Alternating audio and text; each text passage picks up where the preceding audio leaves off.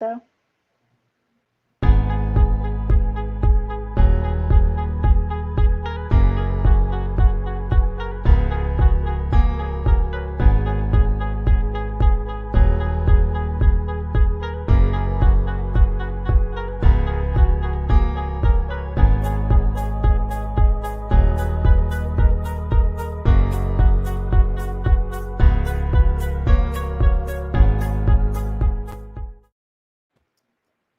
Hello, everybody. Welcome to our PCS Grades weekly webinar. I'm Tessa Robinson. I'm one of your two fabulous hosts. Lizanne Lightfoot is out with her beautiful family today, so it's just me with our amazing guests. Our topic this week is PCSing with pets, powered by Purina.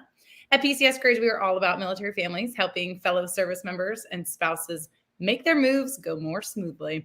Whether you are moving in town, across the country, or around the world, PCS Grades has the resources to support you before, during, and after your PCS. Our weekly webinars bring experts to you so we can address your PCS questions and get you the answers you need. We are so excited to talk with our guest this week, Rachel Slack, who is a PCS and pet pro. Rachel, will you tell us a little bit more about yourself before we get started? Yeah, so I traveled all around basically the world with the military. I originally came from Delaware. I moved to North Carolina. That's when I actually got my dog. And since then, he's traveled literally everywhere with me with the military. We went from North Carolina to California. We did a 6-day road trip across the country with that. And then from California, I went to Japan for 8 months. And then I came back from Japan back to California and Los Angeles. So he's literally went through it all with me when it comes to traveling. He's also been to like other states just for vacation and up to Canada and stuff. So it's really great. Awesome. We are so excited to have you on. People absolutely love their pets. They're yes. babies, as you know. So before we dive into our questions for you, I do want to announce today's prize and remind our viewers how they are entered to win. So our prizes today, we have two awesome prizes. We have a pet bag, which is very fabulous, and a Chewy gift card. Now, in order to be able to win, you do have to comment. We love questions from the audience. We love comments from the audience. The participation is really what makes this so fun for both of us, for Rachel and for me, and for you folks at home too. So comment to win. We're going to go ahead and get started. Rachel, you've got orders and you know you're moving. So what steps do you need to take prior to moving your pet's CONUS? So I think the very first thing you need to realize is the transportation is going to be the issue for everyone. I think that's the biggest issue for everyone at this moment in time. And so you need to decide either if you're going to take a plane, if you're going to do a car, if you're going to do a Diddy move, or if you're going to let Demo like move everything yourself so that you don't have to worry about packing up the whole entire house with your pet and trying to load up a U-Haul and also travel with your dog or your cat inside the U-Haul and like find all the hotels and everything. So I'd definitely say you need to figure out if you're going to fly or if you're going to drive. And if you're going to drive, if you're going to split it up, or you're going to send half your family on a plane and half of them are going to drive.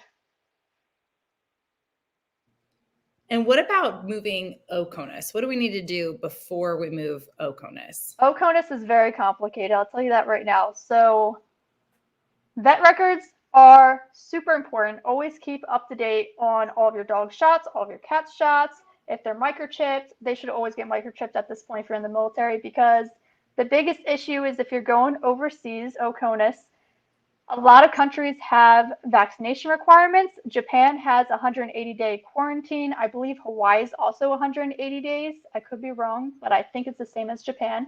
And with that, you have to have a microchip done and then 2 rabies shots after the microchip, which a lot of people don't realize.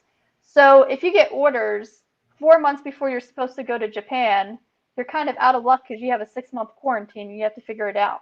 And that was like the biggest issue for me, because when I went to Japan, we had orders 5 months prior and not the full 6 months. So we had to figure out what we were going to do for that last month of quarantine technically. Quarantine adds a whole another element for folks. Do you have any advice for folks on how to stay organized as they're getting ready to move OCONUS? My biggest tip, I know for me personally, I keep all my pet records in like a file folder, and I keep that with me at all times. Some people also have like a I Love Me binder, which they put all the records inside a binder with those clear plastic pages. I'm not sure what they're called, but the covers. and they travel with that. And so I actually have both an I Love Me binder, and I also have a file folder that's just full of my dog's records, and I keep it in order by date. So it's easy just to grab and go. Now, and tell me a little bit, Rachel, because you have Zero, the fantastic pit bull. Tell me a little bit about the restricted breeds and how you navigate that. What resources there are for folks as they're getting ready to move. So for restricted breeds, there's actually unfortunately not a lot of resources because they are restricted, and there's not a lot they can do about that situation. For me, I've always lived off base. I never lived on base ever before. So in North Carolina, I had 3 different houses I lived at. In California, I lived at an apartment complex, and then I bought a house in San Diego. And then when I moved to Japan, this was the tricky part. So when I moved to Japan, it's mandatory to live on base. You don't have the option to live off base. However, if housing is full, then you get to live off base. So for us, we luckily were able to live off base because we were PCSing right at like prime time where everything was full, and they're like, we have no room available, so you're living off base. If you go over to, say, Germany or Japan and they have housing available and you have a restricted breed, you're out of luck and you have to figure out your own situation of how you're going to take care of your dog because they're not allowed on the base. Ooh. Oh, I can't even imagine. I I can't. know. I see so many posts all the time. People are like, "Oh, I have a pit bull. Like, we're going overseas." And I'm like, "You have to realize it's mandatory housing overseas. You have no option." Yeah. So let's talk a little bit about what you need with your to have all the time on you for your pets when you travel. So give me the breakdown on what you need in a car, in a plane, and shipping your pet. You've done it all. You've shipped your pet. You've traveled or you've flown your pet across the ocean. You've driven your dog all over town. So tell us what you need physically to have. Yeah, so when I travel with him in car, he actually has a like hammock for the back seats so that he has his own space. I carry a blanket with me. I have collapsible bowls, and usually I carry like an extra jug of water in the car just in case we like stop on the road or something. But other than that, I don't really carry too much in the car when it comes to car rides and traveling with him. I do usually have like his dog food with me and like maybe a toy or two, but he's really laid back and he just like lays and like watches out the window, so I don't really have to worry too much about him like being too hyper in the car or needing to get outside. He's actually really great for traveling with. When it comes to planes though, we took the AMC flight from Seattle and our flight was freezing. And so I had brought a blanket with me. I was bundled up in like 2 jackets and my dog was actually freezing. He was in cabin with us. So I was glad I actually brought the blanket. So I definitely recommend bringing a blanket for your pets if they're in cabin with you. And also like a dental stick or something for like when their ears pop, just for them to chew on something. Oh, that's very helpful. It's like traveling with toddlers. Yes, yeah, basically. um, what about what's been your experience? I know some people have, especially traveling overseas. You know, you have a long layover. What's been your experience in airports with your dog? So it's actually not the first time I flew with my dog to Japan. My first time was actually flying to back to the East Coast and then to the Bahamas.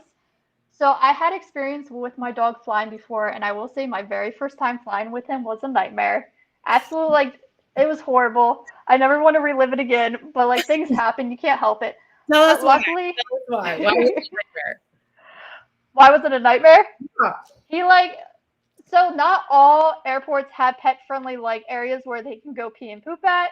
And so we had gotten off a flight, and also my dog was so stressed out from my neighbor's dog because at that time I had a neighbor whose dogs were attacking mine that he ended up getting sick in the airport, like right in the middle by the gate. Oh And I was no. like, no, I was like, this is not happening for the first time of flying with him. And then he got sick on the plane too. Oh no. I mean, it is like Yeah, having kids. It really is. it really is. Yeah. So that leads me to our next question. A lot of pets do have anxiety or stress when moving, just like they're humans, and Hmm. especially with traveling. How can families help their pets relax? So for some, like my dog specifically, I know when he gets anxiety and stress, he overheats. So I actually bought a cooling vest for him that he wears when he does travel on planes, and it helps cool him down when the airplanes are like hot and there's no AC running, because that was one of the issues on the first flight was there was no AC whatsoever. I was sweating, so I was like, I know my dog is hot then. And then also, a lot of vets also recommend trazodone, or you can also give them Benadryl, depending on how bad their anxiety and stress levels are.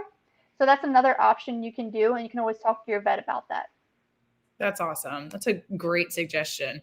Hmm. Thank you. What is your tip for finding a new vet once you get to your new duty station? I tend to actually like to stick with the vets on base. I Okay. don't know why. I don't know if it's just because it's less complicated. I don't have to find a vet, like it's right there. But also, the vets on base tend to be cheaper than civilian vets too. And usually, if you go to a vet and you say, "Hey, I'm PCSing Oconus," they already know everything you need to do. They know the tests you need, they know the shots you need, they know the microchip type you need. And so they give you a checklist and they can check everything to make sure everything's done correctly without having a problem like, oh, my rabies certificate is signed in blue ink and not black ink. I have to go get a whole new rabies certificate. Yeah. It all just seems so stressful.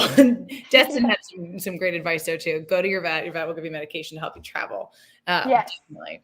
So I know you're a dog expert, of course, but of course we're talking about all pets on Yes. PCSing with pets. Can you tell us a little bit about moving some of the lesser talked about animals? I know Tammy, who's on our staff, moved with a guinea pig and fish. Oh, What about the non-traditional cat and dog? Would you have any tips and tricks for so PCSing with them?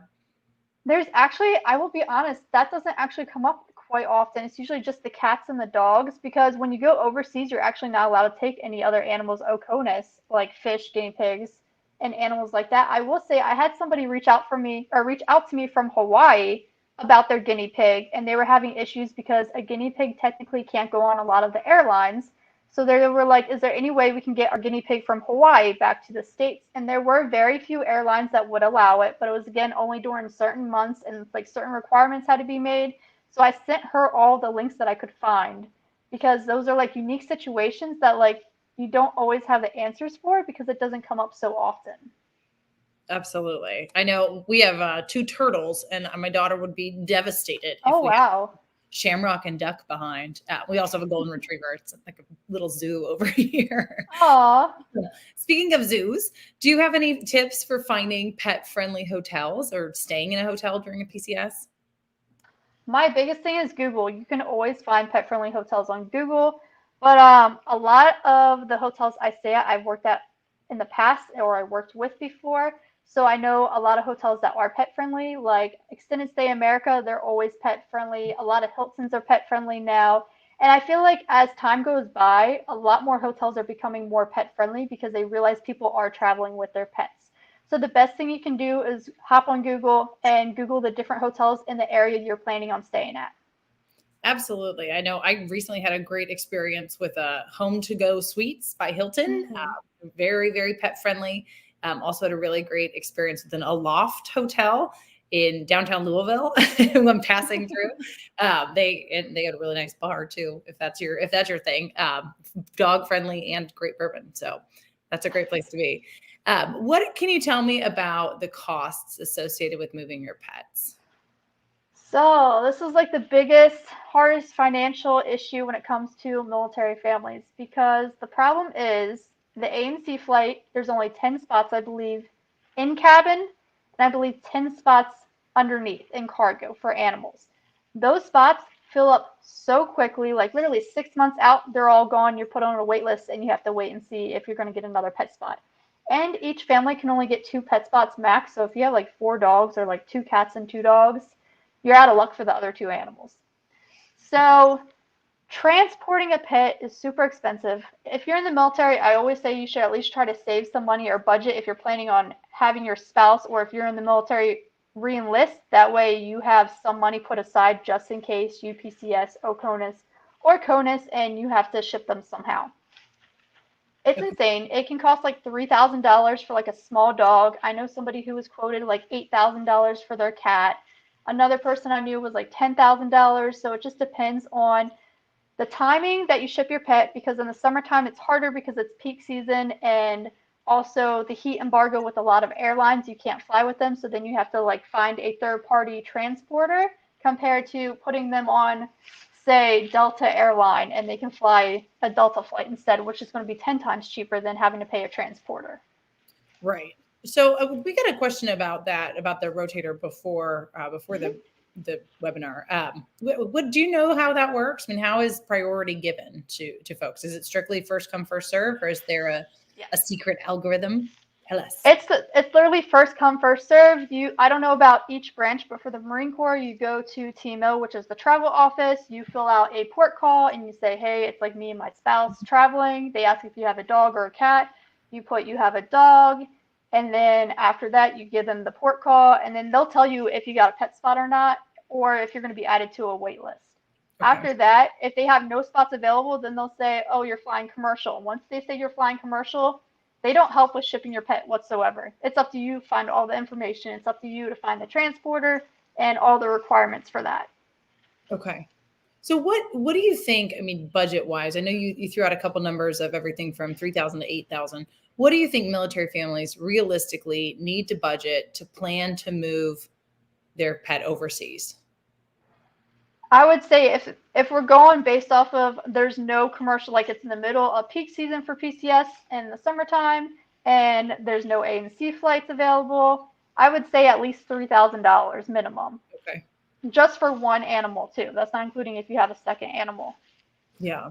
That cost is so prohibitive for folks. I mean, I have good friends who moved overseas that had to leave their golden in Chicago with a sister just because I think part of it was the stress on the animal, but the bigger piece was the cost. I mean, it's a huge amount of money to get your fur baby, to get your baby across the ocean. It's awful. Oh It's so yeah, sad.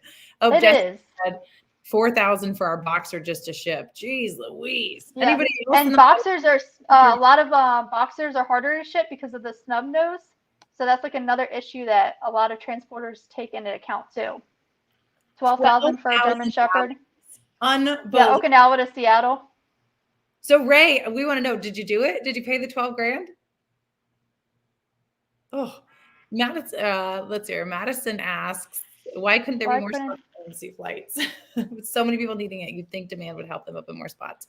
Do you I know? I think mean, it's because I think it's just the sizing. Like you can't have 20 animals in cabin. I know there was actually one flight at the AMC in Seattle where a cat got loose inside the flight. Somebody like undid the kennel that because cats have to go on a soft kennel and they have to be able to fit underneath the seat.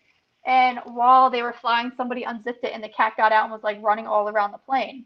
So again, I think it's just the sizing. They can't have 20 dogs and cats inside the cabin and another 20 underneath, plus all the weight of the luggage because each family's probably bringing at least 5 to 6 luggage bags, plus the weight of the people themselves and their dogs and the cats and the kennels that go with it. So honestly, it's just sizing and like weight restrictions, probably. oh, I love her answer. Luckily, we got a spot on the rotator, but nothing was going to stop us from taking our fur daughter. It's true, Aww. especially if you're doing a 3-year tour and you've got an older pup. You don't want to leave your dog for 3 years. It's so Oh yeah, hard. no. But 12,000 is an insane amount of money. I'm with you, Ray. I wouldn't leave Chief behind. No way. But you're right. It is an unbelievable cost. Rachel, you're so knowledgeable. What are some of the things that have come up in questions that you've gotten on how to ship pets and move pets? And what can you tell us that we're not asking? A lot of requirements that like people ask are usually about like the vet requirements when it comes to the microchips and the shots, which I kind of covered before. Like you really just have to stay on top of that and make sure like the microchip has to be done before the 2 rabies shots can go in. My dog actually had a rabies shot, his microchip put in, and he had 2 rabies shots after his microchip, which was good up until the point I missed his rabies shot by one day. So I Oh, had to go and get a whole new rabies shot, even though he wasn't due for one, so that he could PCS to Japan with me. And so, literally, that's what I would say. It's like just staying on top of everything. absolutely. All right, looks like we have one more question from the audience. And folks, as we are winding down our time with Rachel, please feel free to ask her questions. We have such a great Oh resource here. yes. And as we do that, I'm going to get ready to do our wheel of fortunate names here to see who's going to win our 2 prizes. Let's see. This is a great suggestion too. I love Yes, stay on that. top of the transportation office. That's super important too, because they'll ask for your vet records too. And some transportation companies also don't provide the kennels that are required to fly with the airline. So sometimes you have to find the specifications for those kennels that transporter requires. Okay. That's very helpful. All right. I think we've got another comment here from the audience or another question. Find that. Let's see.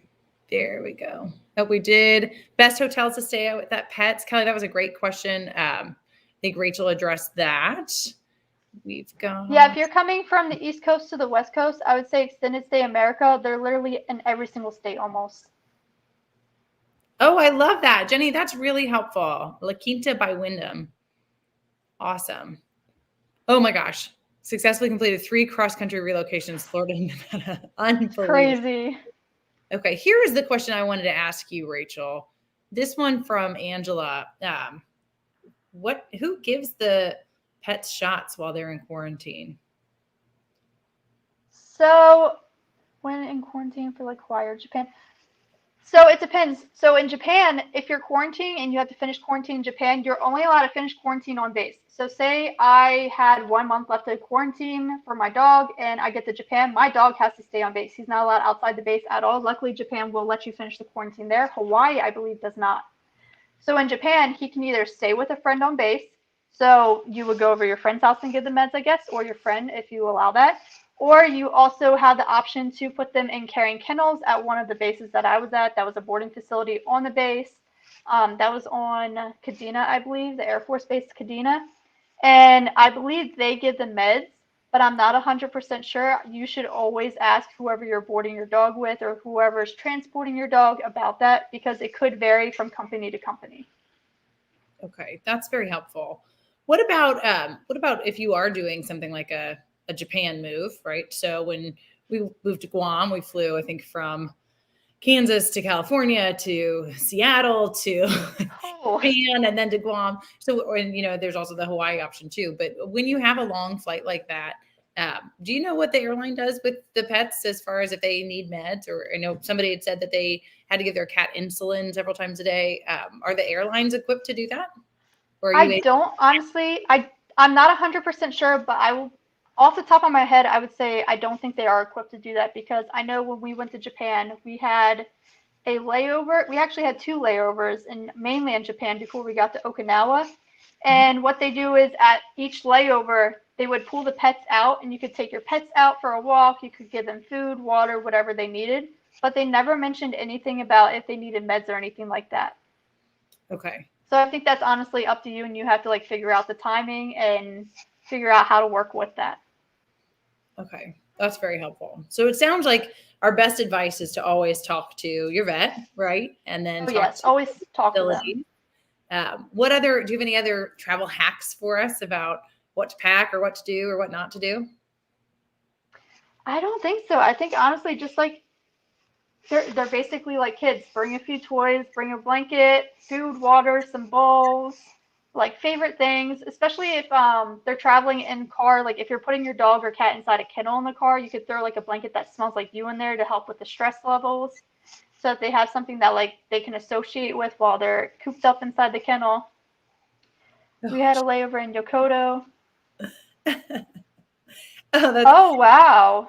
That's awful. Oh, geez. We had a layover in Yokota too, but we were allowed to get out and the pets could come out. There was like a yard for them that you could like let them run around in and everything.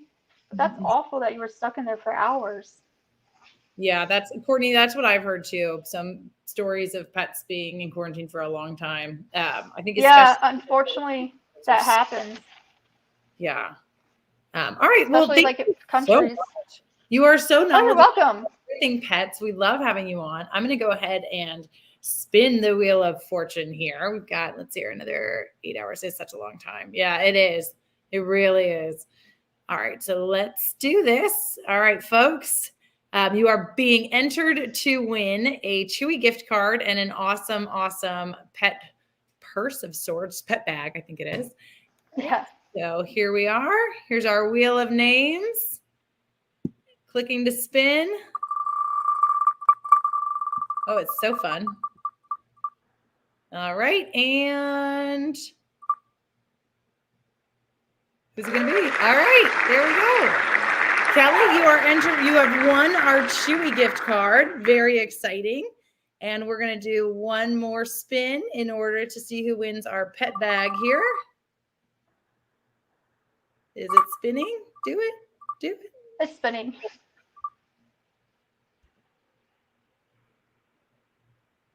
All right. And Justin, you've won our pet bag. So if both of you would please message the page just so we can coordinate how to get you our prizes, that would be wonderful. Back to StreamYard here. Thank you so much for joining us on our weekly webinar. Every week we bring you different topics with different experts. Our next week is a PCS Grades Roundtable with our founder, Todd Ernst, and some of our amazing PCS Grades staff, some of our realty experts.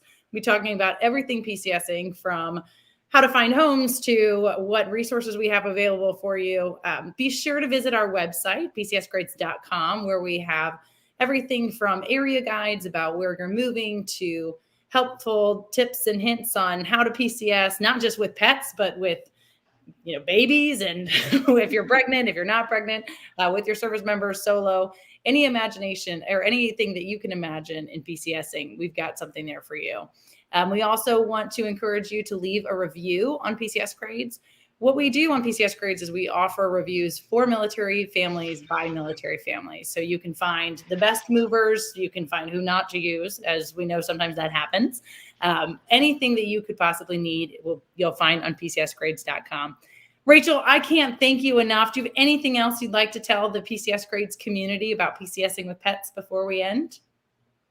No, I will say, if you guys are in need of financial help with PCSing with your pet, we do offer a monthly giveaway within 6 months of your orders date. You can apply every single month if you need it, if you didn't win the month prior, to apply for a $500 Visa gift card that can help with transporting your pets with a transporter that you have to pay out of pocket. So we do try to help with that. We also have other resources on our website too for financial costs when it comes to vets and other ways to help transport your pets' OCONUS and CONUS. Awesome. That is so helpful. And we'll drop the link in the comments, I believe. Can we drop the link in the comments there, Tammy? Awesome. But thank you all for joining us today. I really appreciate having you all on. We'll be back next week with Lizanne and our PCS Grades Roundtable. I hope you all have a great week. And Rachel, thank you again. We're so thankful. Oh, thank you for having me. All right, everybody, take care. Have a great week.